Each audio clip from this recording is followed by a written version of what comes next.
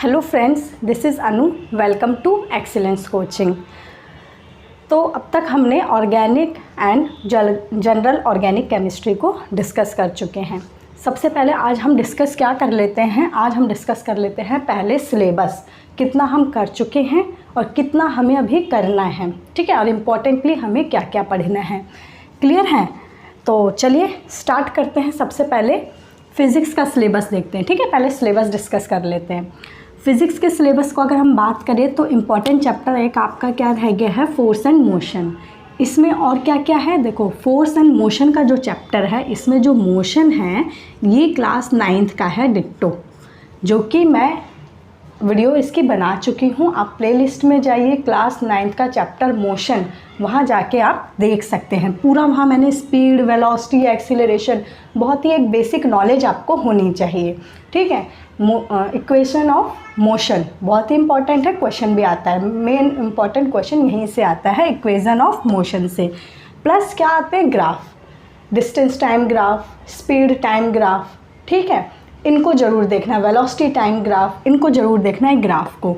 तो मोशन में इम्पॉर्टेंटली वही है, आप जाके वहाँ से पूरा स्टडी कर सकते हैं। मैं यहाँ पे अगेन डिस्कस नहीं करूँगी, क्लियर है, अगेन डिस्कस नहीं करूँगी मैं इसको, आप वहाँ जाके देख सकते हैं।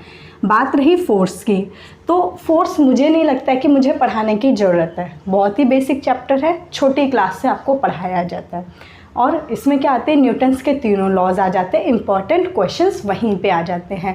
इनर्शिया पे क्वेश्चन आ जाता है, सेकंड लॉ पे क्वेश्चन पूछा जाता है। आप पेपर देखना, सेकंड लॉ पे क्वेश्चन पूछे गए हैं, ठीक है, इंपॉर्टेंट है। तो मोशन भी मेरे को नहीं लगता कि मुझे पढ़ाने की ज़रूरत है। बैलेंस्ड फोर्स, अनबैलेंस्ड फोर्स, ये सब कुछ आप पढ़ सकते हैं, ठीक है। तो बहुत ही बेसिक चैप्टर, ऑलमोस्ट सब बच्चों को तो इतनी नॉलेज भी होगी, पढ़ने की ज़रूरत भी नहीं है इस चैप्टर को, तो ठीक है। इसके बाद और भी कई सारी बेसिक चीज़ें हैं, जैसे कि सेंट्रीपिटल फोर्स, सेंट्रीफ्यूगल फोर्स, ठीक है, और क्या पता होना चाहिए, एक्सीलरेशन क्या है, ठीक है, और ग्राफ के बारे में आपको नॉलेज होनी चाहिए, रेडियल एक्सीलरेशन क्या है, ये बेसिक फॉर्मूले आपको पता होना चाहिए, ठीक है। तो इम्पॉर्टेंट चीज़ें हम क्या डिस्कस करेंगे, SHM, सिंपल हार्मोनिक मोशन, ठीक है, यहाँ बहुत कुछ आपका कवर होगा, इसको मैं डिस्कस करूँगी क्योंकि क्वेश्चन भी पूछे गए हैं, टॉपिक भी इम्पॉर्टेंट है। हम उस चीज़ को डिस्कस करेंगे जहाँ से क्वेश्चन 100% बनेगा, ठीक है, 100% क्वेश्चन। इन टॉपिक को तो छोड़ना ही नहीं है आपको, क्लियर। सिंपल पेंडुलम पे देखेंगे, बहुत इजी सा टॉपिक है, इसमें ज़्यादा कुछ है नहीं, लेकिन इसका एक फार्मूला देख लेंगे हम कैसे काम करता है। प्रोजेक्टाइल मोशन बहुत ही इम्पॉर्टेंट है। प्रोजेक्टाइल मोशन में आपको पूरा रेंज सब कुछ पता चलेगा, हाइट, टाइम ऑफ फ्लाइट, इसके बारे में, और इनके फॉर्मूले, मेनली हमें फॉर्मूले का यूज़ करके न्यूमेरिकल्स दिए जाते हैं इसमें, ठीक है, तो इसको हम देख लेंगे। इसके बाद ग्रेविटेशनल लॉ बहुत ही इम्पॉर्टेंट टॉपिक है, ठीक है। ग्रेविटेशनल लॉ, इसमें न्यूमेरिकल्स आते हैं, काफ़ी अच्छे क्वेश्चंस पूछे जाते हैं, तो इसको हम डिस्कस करेंगे। इसी में आपका कैप्लस लॉ भी आ जाएगा, कैप्लस के 3 लॉज हैं ना, फर्स्ट, सेकंड एंड थर्ड, उसको भी हम इसमें डिस्कस कर लेंगे, क्लियर है। तो ये 3-4 टॉपिक तो बिल्कुल आपको आने ही चाहिए, और क्वेश्चन 100% आएगा, और ये आपको भी पता होगा अगर आपने पेपर देखा है तो। लिफ्ट के क्वेश्चन हैं कुछ, ठीक है, बहुत इजी क्वेश्चन पूछे गए हैं, तो इसको भी हम डिस्कस कर लेंगे। और है आपका रोटेशनल मोशन, रोटेशनल मोशन में मोमेंट ऑफ इनर्शिया पे क्वेश्चन पूछे गए हैं, ठीक है, तो इसको हम 1 बाय 1 डिस्कस करेंगे। और अगर हम, अच्छा, ये तो बात होगी एक यूनिट जो आपकी फोर्स एंड मोशन की रह गई थी, एक यूनिट और है, उसको भी डिस्कस कर लेते हैं अभी। पहले आप केमिस्ट्री का देखो, यहाँ पे केमिस्ट्री में आपका जो रह गया वो है law of chemical combination. Law of chemical combination एक दिन में फिनिश हो जाएगा, बहुत कुछ है नहीं, जैसा क्वेश्चन पूछा गया हमें उसी तरीके से पढ़ना है, हमें सब कुछ नहीं पढ़ना है, ठीक है। स्मार्ट स्टडी करनी है हम लोगों को, कि जहाँ से क्वेश्चन हमारा पक्का आए, ठीक है। नॉलेज के लिए पढ़ने के लिए तो टाइम है, आप आराम से पढ़ते रहिएगा, पहले पेपर के पॉइंट ऑफ व्यू से पढ़ना है हमें, ठीक है। तो उसमें जिस तरह से क्वेश्चन पूछा गया वही टॉपिक हम कवर करेंगे इसमें। इसके बाद आपका रेडियो एक्टिविटी, इंपॉर्टेंट चैप्टर है, क्वेश्चन हाफ लाइफ पे काफ़ी पूछे गए हैं, ठीक है, तो इसको हम देखेंगे। Radio activity, nuclear fusion, fission, इसी में कवर होगा। Periodic classification of elements, important chapter है, ठीक है। आप देखना क्वेश्चन ऑलमोस्ट 5-6 क्वेश्चन तो पूछे ही गए हैं पेपर में इससे भी, ठीक है। लेकिन बहुत ही इजी क्वेश्चन, बहुत ही बेसिक चैप्टर है। इसको भी मैं एंड में डिस्कस करूँगी अगर टाइम मिल गया तो, अदरवाइज़ आप इसे पढ़ के चलना, क्योंकि पहली बात तो ये चैप्टर बहुत ईजी है, बहुत ही बेसिक्स हैं, ठीक है। छोटी क्लास से पढ़ा दिया जाता है ये हमें। दूसरी चीज़ कि काफ़ी लेंदी चैप्टर है, ठीक है। अगर आप इसे पढ़ने बैठो तो पूरी पीरियोडिक टेबल पढ़ोगे, हर एक एलिमेंट्स के बारे में पढ़ोगे, हर एक ग्रुप, हर एक पीरियड के बारे में पढ़ोगे, इसके बाद SPDF एलिमेंट के बारे में पढ़ोगे, तो अपने आप में एक पूरा काफ़ी लेंदी चैप्टर है, ठीक है। तो इसे आप खुद से पढ़ के चलेंगे। क्वेश्चन तो आए हैं लेकिन बहुत ही बेसिक क्वेश्चन, जैसे पूछ लिया इलेक्ट्रॉन अफिनिटी पे क्वेश्चन पूछे गए हैं, आपका इलेक्ट्रोनेगेटिविटी पे क्वेश्चन पूछ लिए गए हैं, basicity, metallic character, non metallic character, इस टाइप से क्वेश्चन पूछे गए हैं। Down the group, along the period, इस चीज़ को आप याद रखेंगे, पढ़ने से काफ़ी हद तक समझ आ जाएगा आपको। इसके बाद बचा आपका इलेक्ट्रोकेमिस्ट्री, मोस्ट इम्पॉर्टेंट। 2021 का भी पेपर देखना है, वहाँ से 2 से 3 क्वेश्चन पूछे गए हैं, ठीक है। और एक क्वेश्चन अपने आप में 4 मार्क्स का होता है, तो इसकी वेटेज है और बहुत ईजी चैप्टर है। इसमें मुश्किल से इसमें मेरे को 1 या 2 दिन लगेंगे, ठीक है, 1 या 2 दिन ये भी हो जाएगा, क्योंकि टॉपिक बहुत कम है, इंपॉर्टेंट टॉपिक्स हैं, उसी को डिस्कस करेंगे। इसके बाद केमिकल रिएक्शन, ये तो कुछ भी नहीं है इसमें भी जिस टाइप से क्वेश्चन पूछा गया सिर्फ उसी टॉपिक को कवर करेंगे। और क्वेश्चन किस पे पूछा गया? टाइप्स ऑफ केमिकल रिएक्शंस पे। टाइप्स ऑफ, आपको रिएक्शन दे दिया, पूछा ये कौन सा टाइप है, ठीक है, तो उसको पढ़ेंगे। जस्ट ओवरव्यू दे दूंगी, इसको भी एंड में लेके चलेंगे। तो केमिस्ट्री में मेनली जो मुझे सबसे पहले पढ़ाना है वो है आपका इलेक्ट्रोकेमिस्ट्री और आपका है रेडियो एक्टिविटी, ठीक है। लॉ ऑफ केमिकल कॉम्बिनेशन भी इंक्लूड कर लो, ठीक है। ये 3 चैप्टर मैं आपको पढ़ाऊँगी, ठीक है, हो जाएगा कवर आपका, डोंट वरी, ठीक। क्योंकि बहुत ऐसा नहीं है कि टफ़ चैप्टर, रेडियो एक्टिविटी आप देख लेना, बहुत टफ़ चैप्टर नहीं है, लेकिन पढ़ाएंगे क्योंकि इम्पॉर्टेंट है। अच्छा, फिज़िक्स की बात करें हम,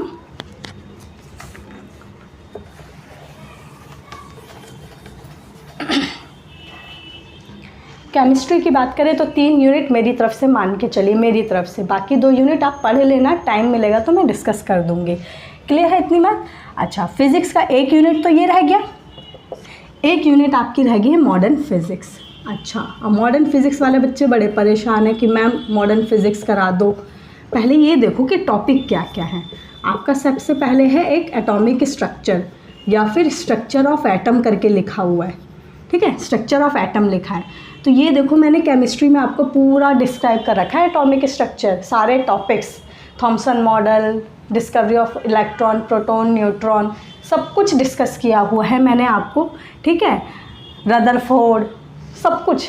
तो वही सब कुछ है इसमें। स्ट्रक्चर ऑफ एटम अपना ही एक पूरा चैप्टर है जो कि मॉडर्न फिज़िक्स में इंक्लूड है, पूरा अपने आप में एक चैप्टर है जो कि मैं डिस्कस कर चुकी हूँ केमिस्ट्री में। आप देख लेना, सब कुछ है वहाँ पे, जो जो इंक्लूड है, क्वेश्चन जिस टाइप से आए हैं वो सारे टॉपिक मैंने वहाँ पे कवर कर दिए, ठीक है।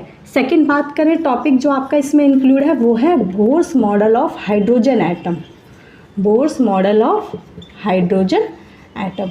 अब आप बताओ, क्या ये टॉपिक मैं पढ़ा नहीं चुकी हूँ? पढ़ा चुकी हूँ ना। Bohr's model of hydrogen atom पूरा स्पेक्ट्रा वगैरह बना के दिखाया था, पूरा समझाया हुआ है, ठीक है। Third topic, photo electric effect,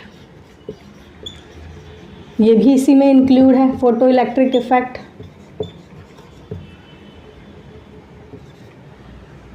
note down कर लेना आप ये सब सिलेबस। बहुत बच्चों को तो सिलेबस ही नहीं पता है, ठीक है। सबसे पहले आप एग्ज़ाम क्रैक करने चल रहे हो ना, तो सबसे पहले आपको सिलेबस पता होना चाहिए, उसकी स्ट्रेटेजी पता होनी चाहिए।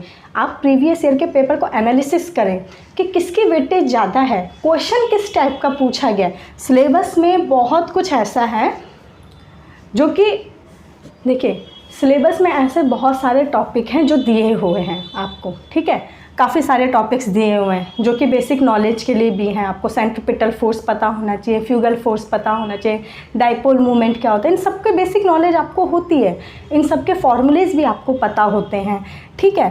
तो इस टाइप के क्वेश्चन पूछ ले जाते हैं। पेपर उठा के देखिए, ऐसे बहुत सारे टॉपिक है जो सिलेबस में दिए ही नहीं है, ठीक है, जो डायरेक्टली मेंशन ही नहीं है। अब बच्चे उस टॉपिक को ढूंढते हैं, लेकिन पेपर में क्वेश्चन पूछा गया है, इंडक्टेंस हो गया, कंडक्टेंस हो गया, ये टॉपिक तो डायरेक्टली कहीं मेंशन ही नहीं है सिलेबस में, लेकिन क्वेश्चन तो पूछे गए ना। तो हमें प्रैक्टिस सेट पे भी ध्यान देना है।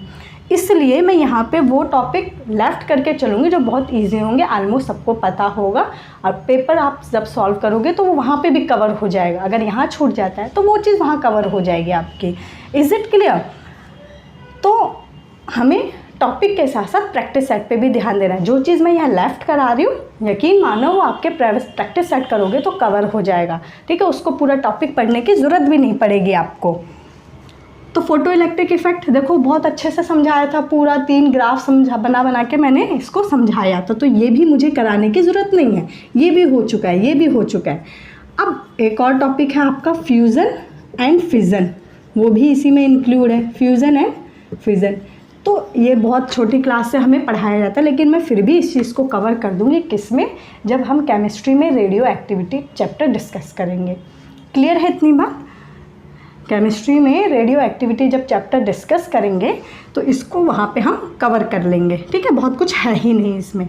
इसके बाद आपका बचता है PN junction diode. PN junction diode, अब ये टॉपिक है जो मैंने नहीं करा और ये मुझे कराना है, क्योंकि पेपर में क्वेश्चन भी पूछा गया है। फॉरवर्ड बाइजिंग एंड रिवर्स बाइजिंग, ये टॉपिक हम करेंगे। एक होता है आपका एम्पलीफायर, जो इसमें इंक्लूड है, एम्पलीफायर।